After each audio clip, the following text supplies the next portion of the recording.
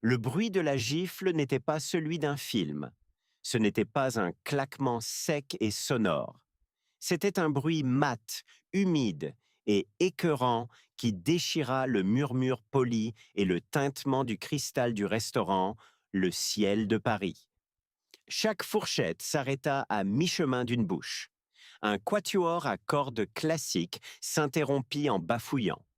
Une seule marque rouge vif à 5 doigts se mit à éclore sur la joue pâle de la serveuse, Hélène. Mais elle ne pleura pas. Elle ne tressaillit pas. Elle tourna simplement la tête, lentement, si lentement, pour faire face à la femme qui l'avait frappée. Séraphine de Valois, la fiancée du milliardaire Julien Lefebvre. Et ce qui se passa ensuite ne choqua pas seulement leur table. L'exclusif restaurant 3 étoiles Michelin tout entier se figea. Ce n'est pas seulement l'histoire d'une gifle, c'est l'histoire de ce qui arrive quand un passé caché entre en collision avec un présent violent. Le ciel de Paris n'était pas qu'un restaurant, c'était une affirmation de statut. Juché au 56e étage de la tour Montparnasse, ses baies vitrées offraient une vue sur une capitale tentaculaire qui ressemblait à une galaxie de diamants. Obtenir une réservation demandait au minimum 6 mois d'attente ou une fortune qui ne s'embarrassait pas d'attendre. La clientèle était une liste triée sur le volet de l'élite mondiale. Des titans de la tech, des héritiers de vieilles fortunes et les politiciens qui les courtisaient. Et puis, il y avait Hélène Marshall. Pour les clients, elle était invisible, un élément fonctionnel du décor exquis. Pour son manager, Monsieur Dubois, elle était son atout le plus précieux. Précise, silencieuse et possédant une capacité déconcertante à anticiper un besoin avant même qu'il ne soit formulé. Elle remplissait les verres d'eau avec le silence du nombre. Elle décrivait l'amuse-bouche avec une subtilité poétique qui le faisait sonner moins comme de la nourriture que comme une expérience. Mais sous le tablier noir amidonné et le masque poli et neutre, Hélène était une forteresse. Elle n'était pas Hélène Marshall. Pas vraiment.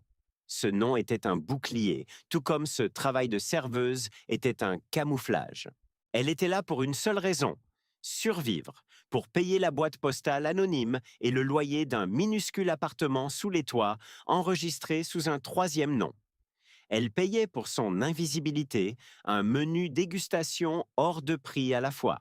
Ce soir-là, la tension dans le restaurant était palpable. La table 12, la meilleure table avec vue sur tout Paris, était occupée. Julien Lefebvre était là. Hélène le connaissait.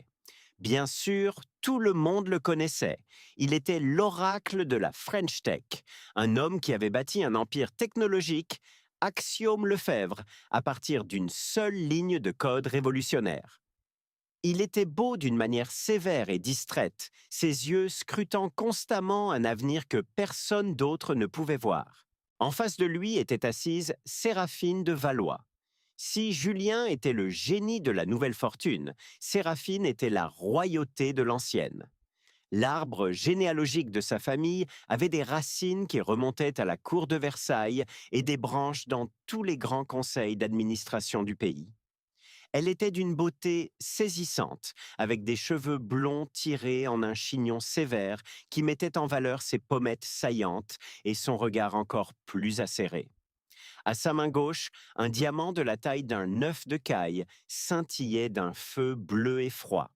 C'était, comme l'avait rapporté Forbes avec enthousiasme, une bague de fiançailles à 20 millions d'euros. On avait assigné leur table à Hélène. Elle sentit le picotement froid et familier de l'angoisse qu'elle ressentait toujours en servant les vrais puissants, mais elle l'étouffa. Soit le tablier, soit l'ombre. Les 2 premiers plats se déroulèrent sans accroc. Julien était silencieux, son attention plus portée sur son téléphone que sur sa fiancée. Séraphine, cependant, était d'une humeur massacrante. Elle avait renvoyé son consommé 2 fois, une fois parce qu'il était tiède, la seconde fois parce qu'il était agressivement chaud. Et ceci, dit-elle en repoussant le troisième bol, est tout simplement triste. L'Annette est meurtrie. Votre chef s'en soucie-t-il seulement? Mes excuses, mademoiselle de Valois. Je l'en informerai, avait murmuré Hélène, son visage un masque de contrition professionnelle. L'incident se produisit pendant le plat principal, un canard à la presse présenté à table. Hélène décantait une bouteille de Château Margaux 1982, un vin qui coûtait plus que son loyer annuel. Ses mouvements étaient fluides, exercés, parfaits.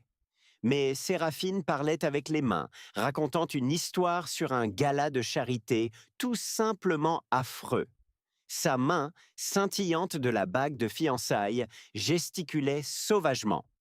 Et je lui ai dit, Minauda Séraphine, si tu comptes porter du Dior de la saison dernière, aie au moins la décence de... Sa main heurta le poignet d'Hélène, juste au moment où le vin rouge sombre était versé. Ce ne fut pas une éclaboussure. Ce fut une unique goutte rouge rubis, une minuscule larme de vin parfaite qui sauta du goulot de la bouteille et atterrit en plein sur la manchette immaculée en fil d'or blanc de la robe haute couture de Séraphine de Valois. Séraphine s'arrêta net. La température autour de la table chuta de 10 degrés.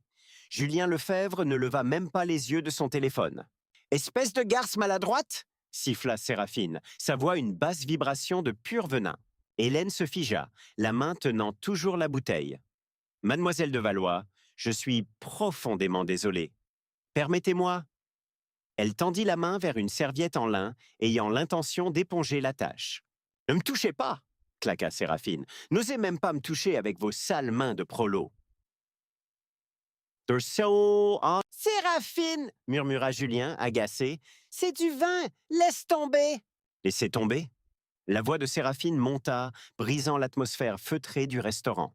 C'est du sur-mesure, c'est ruiné, et c'est cette moins que rien qui l'a fait.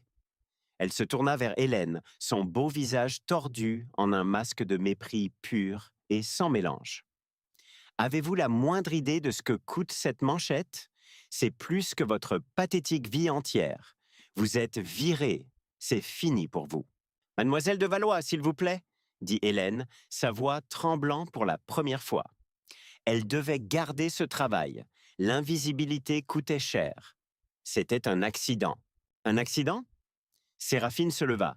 Le mouvement fut si brusque que sa chaise racla bruyamment le sol en marbre.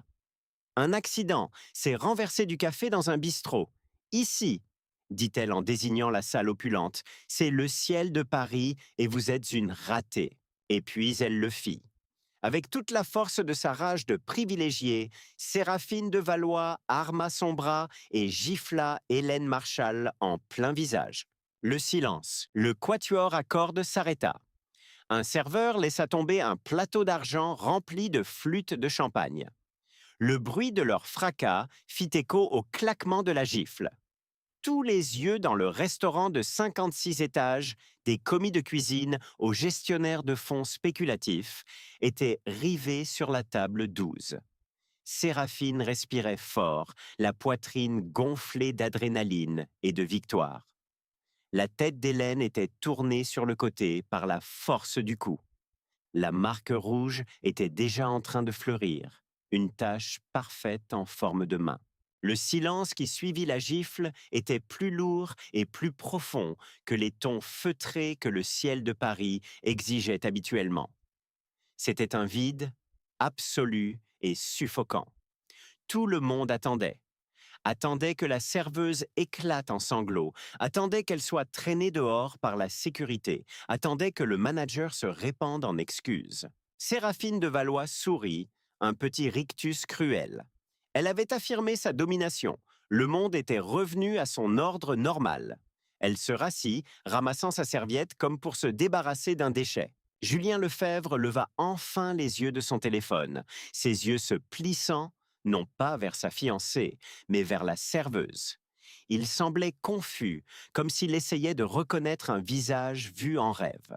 Monsieur Dubois, le manager, se précipitait déjà, le visage pâle et luisant de sueur. Mademoiselle de Valois, Monsieur Lefebvre, 1000 excuses. Ce comportement inacceptable. Je vais m'en occuper immédiatement. Il se tourna vers Hélène, les yeux pleins d'une fureur différente. la fureur d'un employé sur le point de lui faire perdre ses plus gros clients. Marshall, vous êtes... Il s'arrêta, car Hélène n'avait pas pleuré. Elle n'avait pas fui. Elle avait lentement, délibérément reposé le château Margaux 1982 sur le chariot en argent. Ses mouvements étaient stables, sans le moindre tremblement. Elle se redressa de toute sa hauteur, puis elle tourna la tête pour faire face à Séraphine. L'empreinte rouge de la main était frappante sur sa peau pâle. Mais ses yeux n'étaient pas ceux d'une serveuse. Ils n'étaient ni effrayés, ni soumis, ni humiliés. Ils étaient froids, analytiques et furieux. « Vous n'auriez pas dû faire ça !» dit Hélène. Sa voix n'était pas un murmure, ce n'était pas un cri. Elle était claire, basse et traversa la salle silencieuse comme une lame. Séraphine ricana, bien qu'une lueur de malaise traversât son visage. « Qu'est-ce que vous venez de me dire ? J'ai dit, répéta Hélène en faisant un demi-pas vers la table, que vous n'auriez pas dû faire ça. Mettez-la dehors hurla Séraphine à Dubois. Mademoiselle Marshall supplia Dubois en lui attrapant le bras. Vous êtes virée, partez maintenant. Hélène l'ignora. Elle regarda au-delà de Séraphine, au-delà du manager furieux, et croisa le regard de l'homme le plus puissant de la pièce, Julien Lefebvre. Il la fixait, le front plissé. L'éclair de confusion initiale sur son visage s'était transformé en autre chose. Incrédulité, choc, reconnaissance. Sa bouche s'ouvrit et un seul mot en sortit. À peine un souffle.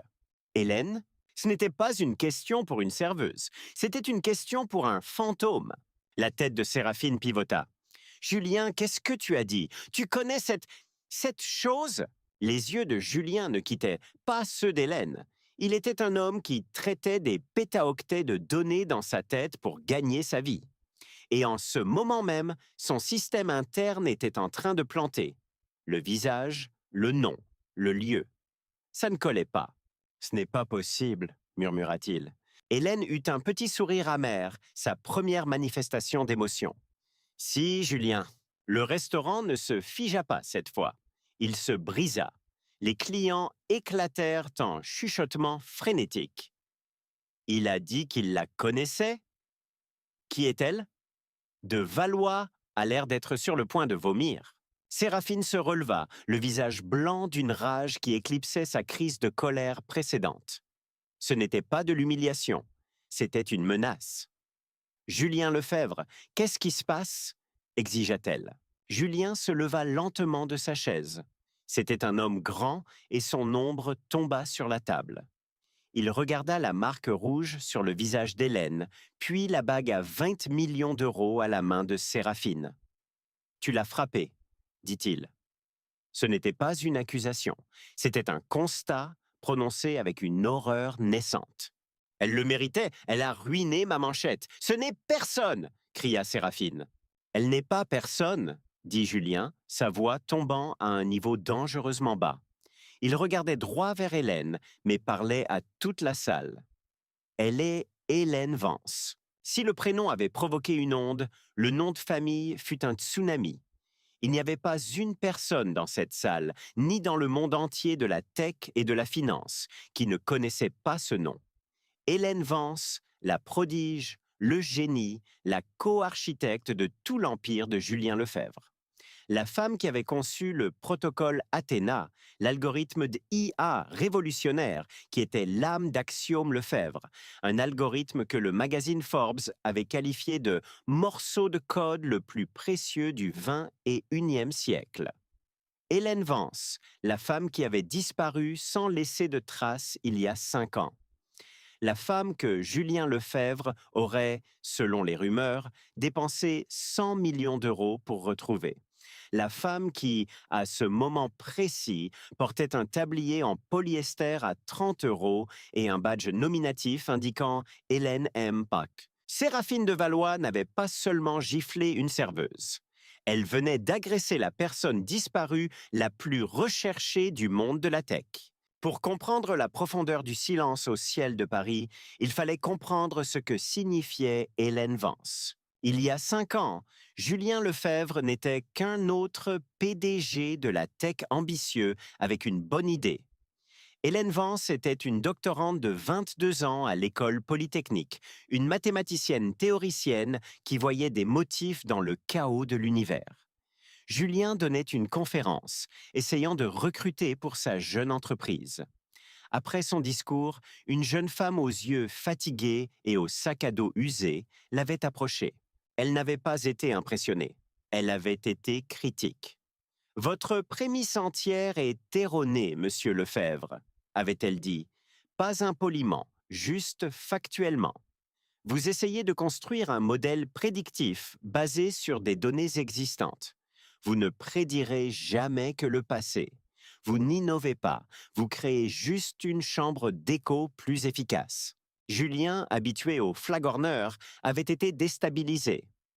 Et vous, je suppose, avez une meilleure idée? Oui, avait-elle dit simplement. Je n'essaie pas de prédire l'avenir. J'essaie d'apprendre à une IA à raisonner, à comprendre pourquoi les choses se passent, pas seulement qu'elles se passent. Je l'appelle le protocole Athéna. Il l'avait embauché sur le champ. Il lui avait donné un laboratoire, une équipe et des ressources illimitées. Pendant 2 ans, ils furent inséparables. Ils travaillaient 20 heures par jour, nourris au café et à une vision obsessionnelle partagée. Elle était l'architecte, il était le bâtisseur. Elle était l'esprit, il était le visage.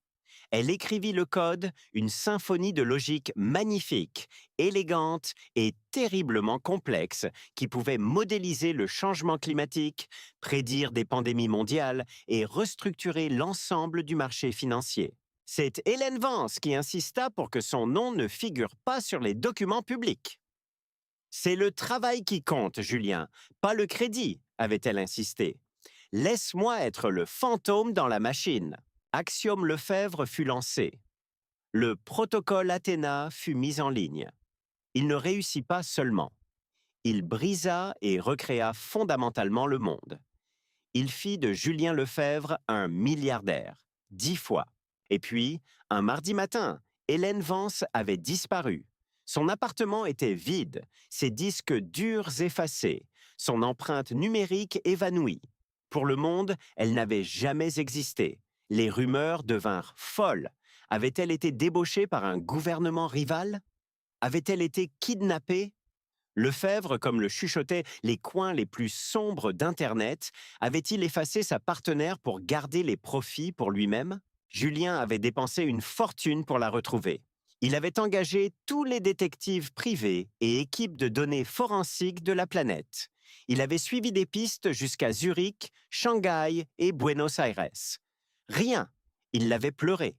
Il avait pleuré la perte du seul esprit qui avait jamais vraiment défié le sien. Il avait dit au monde qu'elle avait pris un congé sabbatique permanent pour des raisons de confidentialité. Finalement, il avait abandonné. Il avait rencontré Séraphine de Valois, dont les relations familiales de l'ancienne fortune pouvaient stabiliser son empire de nouvelle fortune. Les fiançailles étaient une fusion pure et simple. Et maintenant, ce fantôme se tenait devant lui avec une marque de main rouge sur le visage en uniforme de serveuse. Le flashback prit fin. Le présent revint brutalement à une mise au point nette et angoissante. Julien regarda Hélène, et le masque professionnel qu'il portait au monde se fissura. « Hélène, pourquoi? Pourquoi ça? Pourquoi une serveuse ?» Le sang-froid glacial d'Hélène tint bon. « Je trouve le travail éclairant, Julien. On rencontre les gens les plus intéressants. » Ses yeux se tournèrent vers la Séraphine horrifiée. L'esprit de Séraphine tournait à plein régime, essayant de rattraper son retard. Ce n'était pas une serveuse. C'était la Hélène Vance, la femme dont la disparition avait fait l'objet d'un podcast du New York Times. La femme qui était, de toute évidence, la copropriétaire de toute la fortune de Julien. Cela changeait tout. La gifle n'était pas seulement une agression. C'était une erreur de calcul catastrophique. Je... balbutia Séraphine. Je ne savais pas. Comment aurais-je pu savoir? Elle est habillée comme une servante. Elle est habillée. La voix de Julien était arctique. comme la personne que vous étiez sur le point de faire virer pour avoir renversé une goutte de vin. C'est ça, quoi. Monsieur Dubois avait l'air sur le point de s'évanouir. Il venait d'essayer de virer la femme la plus précieuse de l'industrie technologique. Il commença à reculer lentement, mais Hélène n'avait pas fini. Le choc de son identité n'était que la première vague. La seconde était sur le point de déferler. Elle se tourna vers le manager tremblant. « Monsieur Dubois, veuillez appeler la police !» La salle retint son souffle. « Quoi ?» murmura Dubois. « La police !» répéta Hélène, sa voix résonnant d'autorité. « J'ai été agressée par une cliente. Je souhaite déposer une plainte.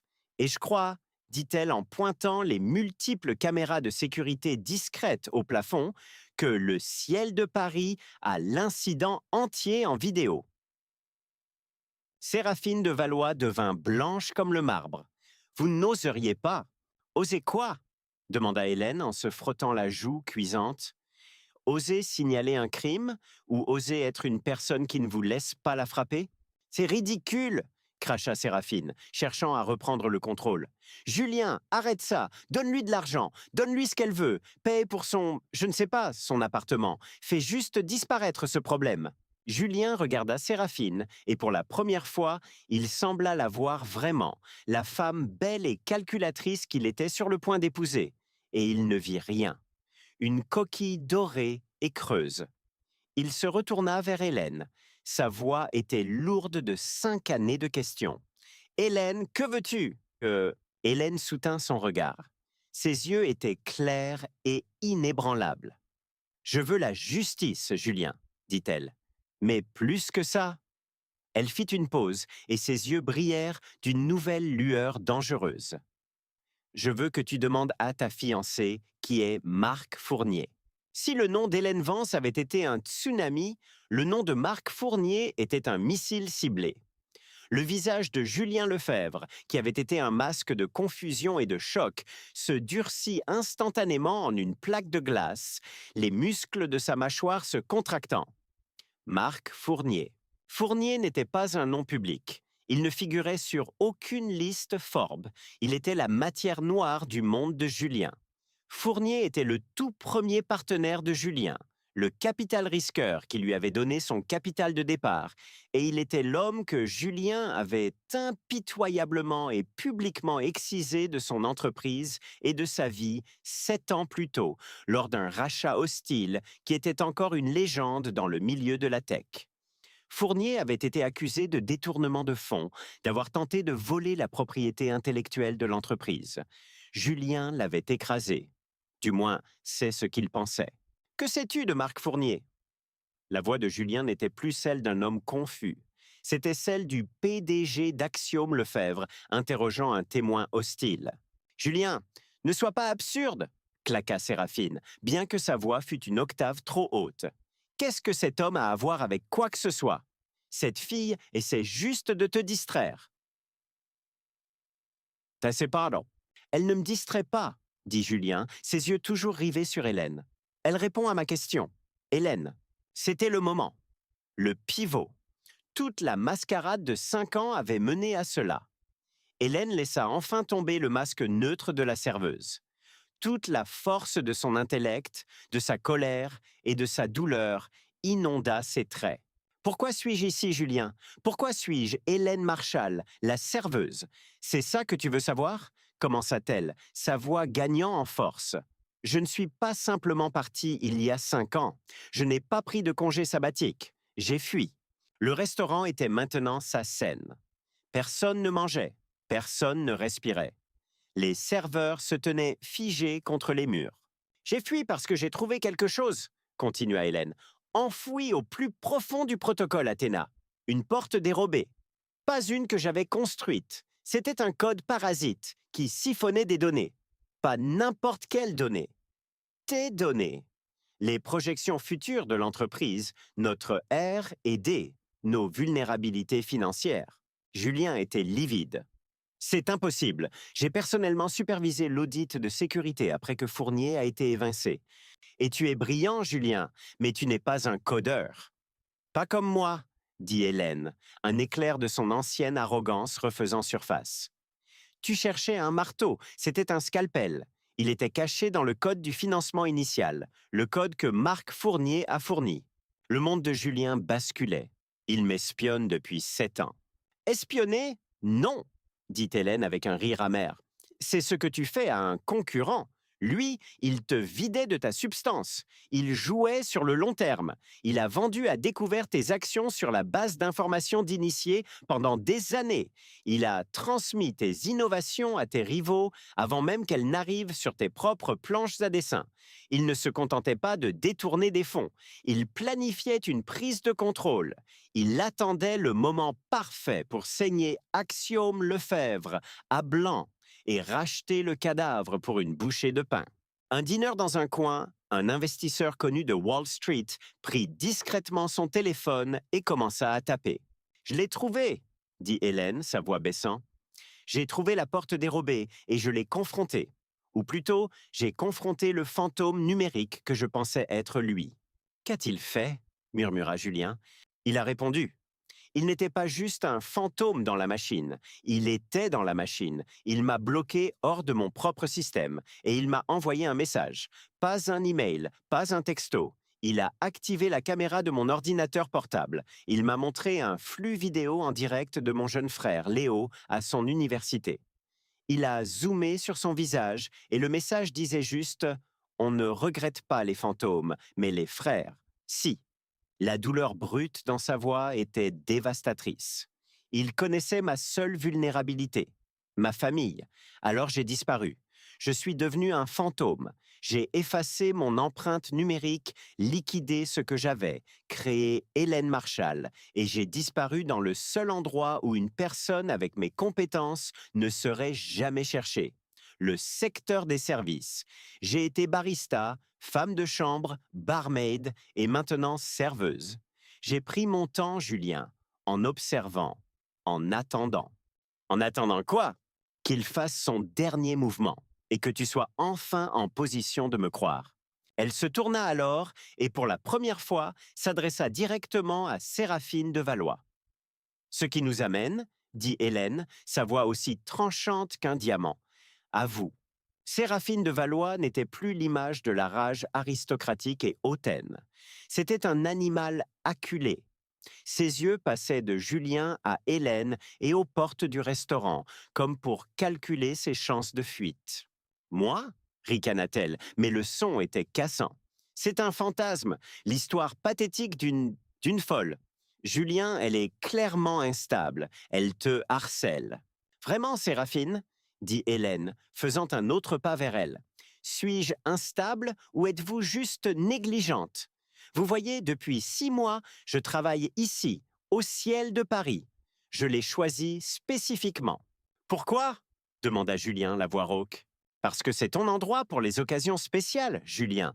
Parce que tu as amené Séraphine ici 1 fois par mois depuis que vous sortez ensemble.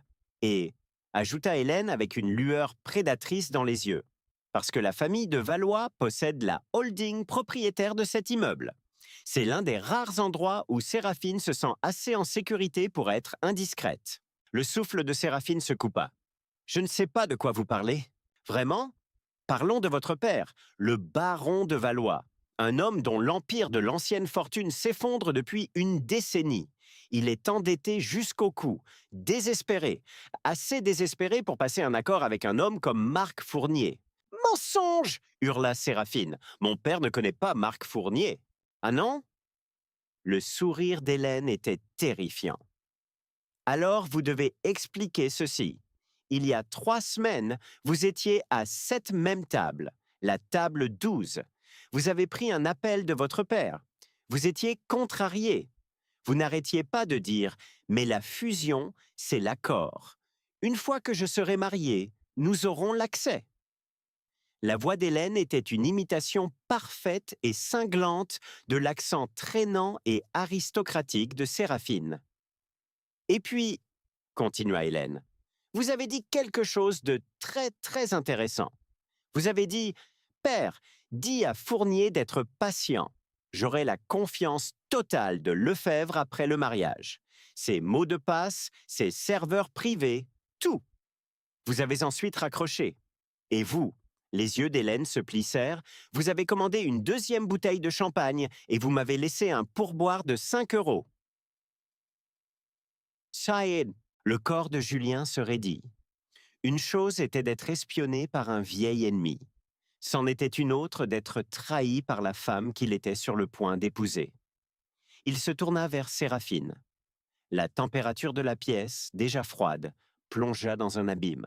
« Séraphine, dit-il. » Sa voix était parfaitement égale. C'était la voix qu'il utilisait juste avant de renvoyer un conseil d'administration. « Ce qu'elle dit est-il vrai? Julien, mon amour, mon chéri. » Séraphine lui attrapa le bras, ses ongles vernis s'enfonçant dans son costume Tom Ford. « C'est un malentendu. Mon père, il est en affaires avec beaucoup de gens. Je ne les connais pas tous. Cette serveuse déforme mes paroles. Elle est jalouse. Elle est amoureuse de toi. » C'était un pari désespéré et pathétique. Et il échoua. « Elle n'est pas amoureuse de moi, » dit Julien, sa voix plate, en retirant son bras de sa prise. « Elle essaie de sauver mon entreprise. Et toi, qu'est-ce que tu faisais ?» Les pièces du puzzle s'emboîtaient avec une vitesse écœurante. « Les fiançailles, murmura-t-il, la fusion. Ce n'était pas pour nos familles, c'était pour l'accès. Julien, non. Le mariage, continua-t-il, une réalisation terrifiante se propageant sur son visage, n'était pas une célébration. C'était une date limite. La date limite pour que Marc Fournier mette enfin la main sur la seule chose qu'Hélène ne lui avait jamais laissée. Les clés du protocole Athéna. Séraphine de Valois craqua enfin. Le masque de l'aristocratie s'effrita, révélant l'escroc terrifié et avide en dessous. « Il a promis !» sanglota-t-elle, s'effondrant dans sa chaise. « Il a promis que personne ne serait blessé. Il a dit que c'était juste un transfert. L'entreprise de mon père, elle allait couler. Nous allions tout perdre. Fournier a dit, il a dit que tu lui devais ça. Il a dit que c'était son entreprise, pas la tienne. » C'était un aveu complet, livré dans un restaurant 3 étoiles Michelin devant 2 douzaines des personnes les plus influentes de la ville. Julien Lefebvre regarda la femme qu'il était censé épouser, la femme qui venait de conspirer pour le détruire, et il ne ressentit rien, juste un vide froid et glacial. Puis il regarda Hélène Vance, le fantôme qui avait renoncé à sa vie, son nom et sa sécurité pendant 5 ans pour protéger leur travail, pour le protéger, lui. Le contraste était absolu. « Monsieur Dubois », dit Julien, sa voix retrouvant le tonnerre inimitable du commandement. Le manager, qui avait essayé de se fondre dans le papier peint, se mit au garde à vous. « Oui, monsieur Lefebvre, vous avez bien appelé la police, n'est-ce pas ? » « Oui, monsieur, pour mademoiselle Vance. »« Bien, » dit Julien. Il sortit son propre téléphone. « J'aurais besoin que vous les rappeliez. Dites-leur d'envoyer une deuxième voiture. » Il baissa les yeux sur sa fiancée sanglotante et brisée.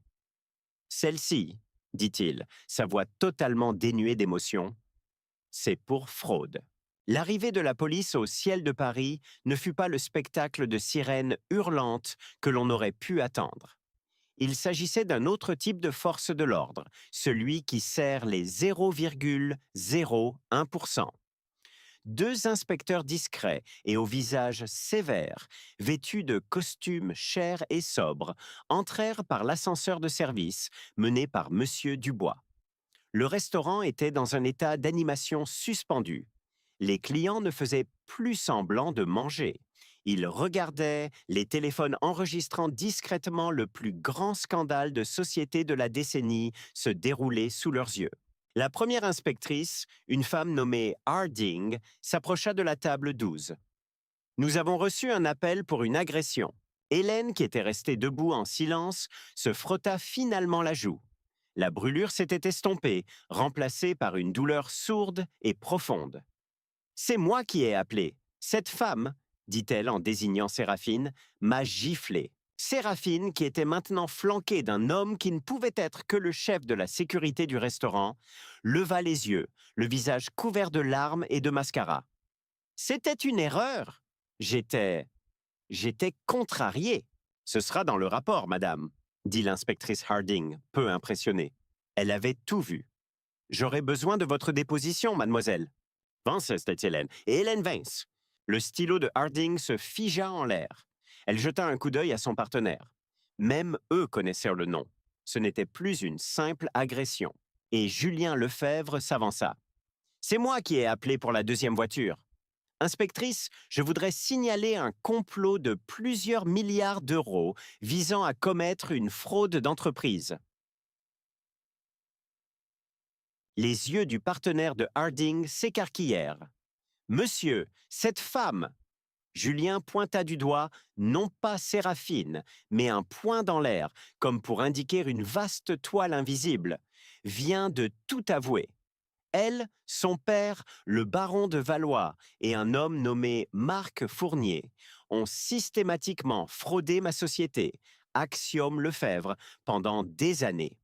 Son mariage imminent avec moi était l'étape finale d'une prise de contrôle hostile et illégale. Julien, tu ne peux pas, gémit Séraphine. Tu vas me ruiner. Tu vas ruiner ma famille. Toi, dit Julien, sa voix si froide qu'elle en brûlait, tu allais me ruiner. Tu allais laisser un criminel vider de sa substance le travail de toute une vie de milliers de personnes. Tu allais l'aider à voler le travail de la femme que tu as frappée. La ruine est un mot bien doux pour ce que tu mérites. Il se tourna vers les inspecteurs. Vous trouverez toutes les preuves préliminaires dont vous avez besoin sur le téléphone de ma fiancée. Je suis sûr qu'elle le remettra volontiers. N'est-ce pas, Séraphine? Séraphine le dévisagea, son visage un masque d'horreur. Elle savait comme lui que son téléphone contenait tout, les textos avec son père, les messages cryptés de Fournier, les plans de fusion. La propre équipe de sécurité de Julien, des hommes qui étaient d'anciens du Mossad et de la Delta Force, s'était matérialisée près des ascenseurs. Ils n'étaient pas là pour Séraphine, ils étaient là pour Hélène.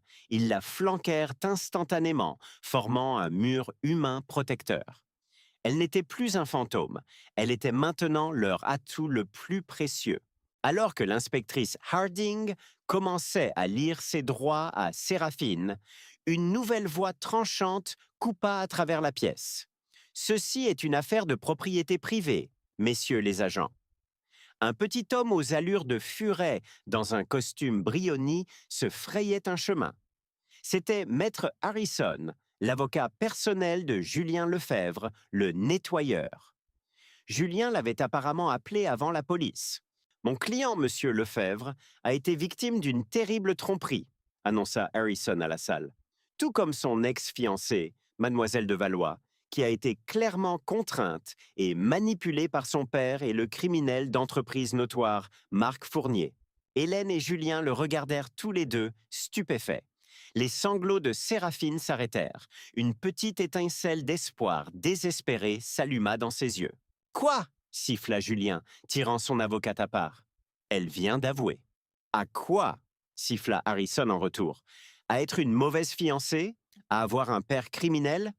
Ce sont des oui-dire, Julien. Ce qui n'est pas un oui-dire, c'est une accusation d'agression et tu veux que ça disparaisse. Tu as besoin que cette affaire soit propre. Écoute-moi. Tu es sur le point d'entrer en guerre contre Marc Fournier. Tu ne peux pas faire ça en étant aussi l'homme qui a fait arrêter sa fiancée au ciel de Paris. La presse te crucifiera. Ils diront que tu l'as fait pour protéger tes actifs du divorce. Elle devient la victime. Fournier s'en sort. Le visage de Julien était un nuage d'orage. Il détestait ça. Il détestait l'image. Mais Harrison avait raison. L'avocat se tourna vers les inspecteurs. C'était un malentendu émotionnel violent. Mademoiselle Vance, il se tourna vers Hélène avec un sourire brillant et reptilien. Ne souhaite pas porter plainte pour la gifle. C'était l'acte d'une femme désemparée et manipulée. Et Mademoiselle Vance, en tant que véritable partenaire d'Axiome Lefebvre, est indulgente. Hélène le fixa. Elle avait passé 5 ans à se cacher, 5 ans de planification, et cet homme était sur le point d'effacer sa justice pour un récit propre. « Je ne suis pas... » commença-t-elle. « Si, vous l'êtes. dit Harrison, ses yeux la transperçant, transmettant un message silencieux. Voulez-vous Fournier ou voulez-vous celle-ci? La petite victoire? Hélène comprit. C'était le jeu sur le long terme. La gifle n'était rien. Fournier était tout. Elle prit une profonde inspiration. Il a raison, dit-elle, la voix creuse. C'était un malentendu. J'ai été maladroite. Mademoiselle de Valois était à bout de nerfs. Je ne porterai pas plainte. Et pour Zara? L'inspectrice Harding regarda Hélène, la marque rouge sur son visage, le milliardaire et son nettoyeur, et elle soupira. Elle savait exactement ce qui se passait. Bien, un malentendu. Madame, vous êtes sûre? J'en suis sûre, dit Hélène, sa voix dure comme l'acier. Le soulagement de Séraphine fut si total qu'elle faillit s'effondrer. Mais la fraude, dit Julien à Harrison, n'est pas une affaire pour la police nationale, dit Harrison doucement. C'est une affaire pour l'AMF, la DGSI et le parquet de Paris, qui recevront tous un dossier très détaillé de mon bureau d'ici l'aube. Nous ne l'arrêtons pas. Nous la contenons. Nous laissons son père et Fournier penser qu'elle est toujours leur femme de l'intérieur, et nous l'utilisons pour leur donner exactement ce que nous voulons qu'ils entendent. Le visage de Séraphine de Valois, qui avait été inondé de soulagement, se remplit maintenant d'une nouvelle terreur, plus profonde. Elle n'allait pas en prison. Elle allait être un appât. Alors que Séraphine était conduite par la sortie de service, les portes principales du restaurant s'ouvrirent. Les clients, qui avaient été retenus par la sécurité du restaurant, commencèrent à sortir. Le sortilège était rompu. Une vague de chuchotements, le clic, clic, clic des appareils photo des smartphones capturant la scène, remplit la pièce. « Mon Dieu, c'est Hélène Vance !» Elle l'a giflé en plein visage. La fusion avec les de Valois est morte. Vendez Lefebvre à l'ouverture. Appelle mon courtier. Vends les holdings de Valois. Vends tout. La nouvelle frappait déjà le monde de la finance, avant même que Séraphine n'ait atteint l'ascenseur. Les vautours tournaient en rond. Monsieur Dubois, le visage couleur de vieux parchemin, se précipita aux côtés de Julien. « Monsieur Lefebvre, monsieur, mademoiselle Vance, les mots ne peuvent exprimer mes profondes excuses pour mon restaurant. Pour ça, tout va bien, Jean-Pierre, dit Hélène, utilisant son prénom. Le changement de pouvoir était absolu et total. Vous faisiez votre travail. Votre personnel a été impeccable. Mais vous, mademoiselle Vance, balbutia-t-il, regardant son tablier, j'ai essayé de vous virer. Et j'étais, dit Hélène, une employée très distrayante. S'il vous plaît, occupez-vous simplement de votre personnel. Ce n'était pas de leur faute. Tout est offert, dit Dubois en se tordant les mains. Personne ne paiera pour quoi que ce soit ce soir. S'il vous plaît, que cela ne nous ruine pas. Vous irez bien, Jean-Pierre, dit Julien, sa voix un ordre grave. Vous serez en fait le restaurant le plus célèbre du monde d'ici le lever du soleil. Envoyez-moi la facture pour les dégâts et un accord de confidentialité pour votre personnel. Un accord très, très généreux. Oui, monsieur. Merci, monsieur. Dubois s'inclina, un homme ayant reçu une grâce de dernière seconde, et s'enfuit pour gérer l'exode. Harrison, le nettoyeur, ferma sa mallette. Julien, Hélène, j'emmène notre nouvelle invitée au lieu de débriefing. Vous aurez mon rapport préliminaire dans 3 heures. Nous allons les saigner à blanc. Nous aurons tout le patrimoine du baron de Valois d'ici, mercredi. Bien, dit Julien. Vas-y. Harrison hocha la tête et partit. Les inspecteurs, voyant que leur rôle s'était complètement dissous, firent un dernier signe de tête et sortirent par les portes principales, disparaissant dans la foule de mondains en fuite. Et puis le silence. Un silence profond et retentissant, rompu seulement par le hurlement lointain d'une sirène dans la ville bien en dessous. Julien et Hélène étaient seuls. Ils se tenaient devant l'immense baie vitrée, 2 silhouettes se découpant sur une galaxie de lumière de la ville. Pendant 1 minute entière, aucun ne parla.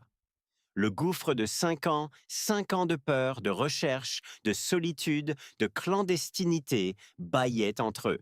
Julien parla le premier, la voix rauque. « Je t'ai cherché. Tu le sais, n'est-ce pas? J'ai j'ai dépensé 100 millions d'euros en détective privé. J'ai retourné 3 continents. Je je te croyais morte, Hélène. Je t'ai pleuré. Hélène ne se retourna pas. Je sais, je t'ai observé de loin. Tu... Quoi? Il se tourna pour lui faire face, son visage un masque d'incrédulité et d'une douleur lentement naissante. Tu m'as observé tout ce temps? Pourquoi n'es-tu pas venu me voir? Pourquoi, au nom du ciel, ça? Il désigna la salle opulente et vide, son uniforme. Hélène se tourna enfin. Le masque de la vengeresse avait disparu. Il ne restait qu'une femme fatiguée jusqu'à la moelle. Parce que tu ne m'aurais pas cru, Julien, dit-elle, sa voix lourde du poids de son sacrifice. Pas à l'époque. Il y a 5 ans, tu étais invincible. Tu venais de battre Fournier. Tu l'avais chassé de ton entreprise. Tu étais le roi. Si j'étais venu te voir en disant « Il est toujours là », c'est un fantôme dans notre code, tu aurais dit que j'étais paranoïaque. Tu aurais dit que j'étais stressé. Tu aurais lancé une enquête interne polie et Fournier l'aurait vu. Il aurait su que je l'avais trouvé.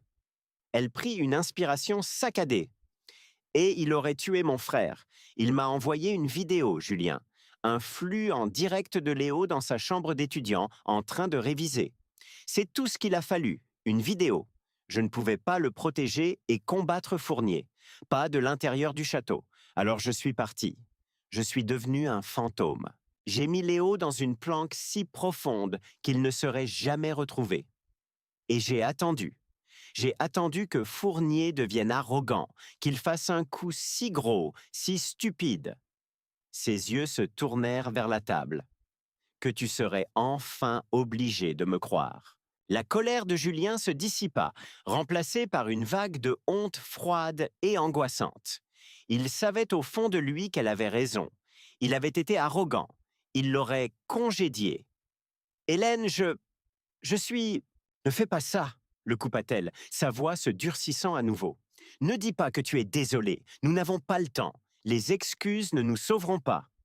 Na, il hocha simplement la tête, acceptant la vérité. Il regarda les débris de la table 12, le vin renversé, le verre brisé et brillant au centre de la nappe blanche, la bague en diamant abandonnée de 20 millions d'euros, un monument à son échec, un testament à son aveuglement.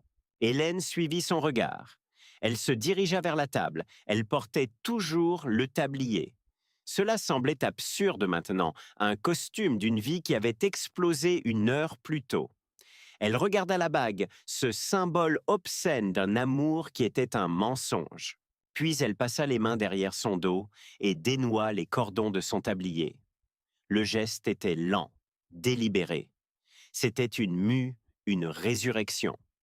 Elle le retira et le plia, les mouvements nets et pratiqués, une mémoire musculaire d'une vie de servitude. Elle posa le tablier noir plié directement sur la table, recouvrant la bague en diamant.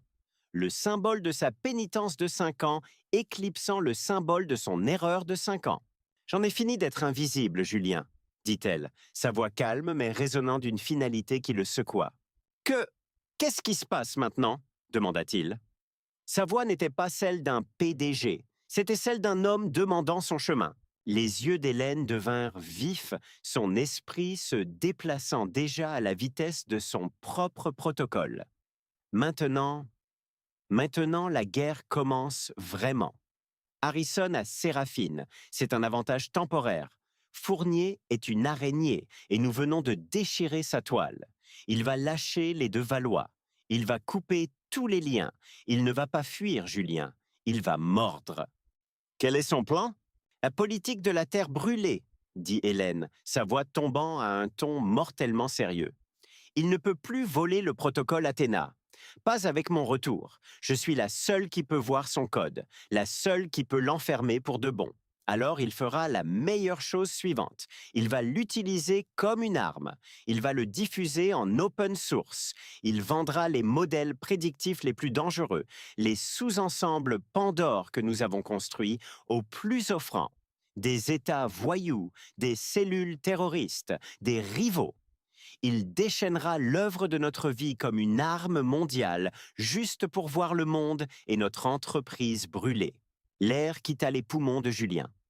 Les sous-ensembles Pandore, les algorithmes qu'ils avaient conçus pour modéliser l'effondrement des infrastructures, les pandémies mondiales et les nouvelles formes de guerre chimique. Le code qu'ils avaient mutuellement convenu être trop dangereux pour être jamais connecté à un réseau en direct. Il le fera, murmura Julien, juste par vengeance. Il essaie d'accéder à ce coffre de données depuis des années, dit Hélène. Il pensait que Séraphine serait sa clé. Maintenant qu'elle est partie, il n'utilisera pas une clé. Il utilisera une bombe. Il a probablement déjà commencé. Nous n'avons pas des jours, nous avons des heures. La paralysie se rompit. Le PDG reprit sa place. Julien arracha son téléphone de sa poche. « L'hélico sur le toit, maintenant !» aboya-t-il à son chef de la sécurité. « Je veux la tour Axiome en confinement total. Code Athena Prime. Personne n'entre, personne ne sort, même pas le conseil d'administration. Je veux toute notre division de cyberforensique dans la salle de crise dans 10 minutes et passez-moi une ligne directe sécurisée avec le directeur de la DGSI. » Il raccrocha, son esprit déjà en ébullition. « Mon équipe, ils sont les meilleurs, mais ils ne sauront pas où chercher. Cette porte dérobée, elle est tissée dans les fondations. »« C'est ton équipe, » dit Hélène. « Ce n'est pas notre équipe. Ils cherchent un cambrioleur. Nous chassons un fantôme que je connais, un fantôme pour qui j'ai construit la cage. » Elle se mit à marcher, non pas vers les portes principales, mais vers la sortie de service qu'elle avait utilisée 1000 fois. C'était le chemin le plus rapide vers le toit. « Hélène, attends !» l'appela Julien. Elle s'arrêta à la porte, la main sur la barre métallique. « Ton frère !» dit-il, la question chargée de 5 ans de culpabilité. « Léo est-il en sécurité, vraiment ?» Son expression s'adoucit juste pour une fraction de seconde. La première fissure véritablement vulnérable dans son armure. « Oui, il est dans une planque privée en Nouvelle-Zélande depuis 4 ans avec une équipe d'anciens du Mossad. La seule chose sur laquelle j'ai dépensé mon ancienne fortune. Il pense que je suis en congé de recherche permanent. Il est en sécurité. »« Bien, » souffla Julien. Le dernier fil personnel était noué. « Maintenant ?» dit-elle en poussant la porte, l'alarme commençant à retentir avant que Julien ne la fasse taire avec un code sur son téléphone. Elle se tenait dans l'embrasure de la porte, le vent du couloir de service fouettant ses cheveux. Le fantôme avait disparu. Hélène Vance était de retour.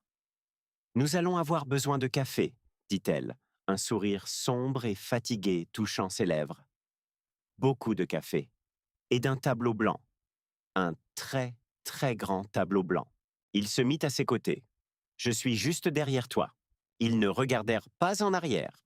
Ils sortirent du restaurant opulent et silencieux, laissant derrière eux le tablier plié et la bague de 20 millions d'euros dans les ruines.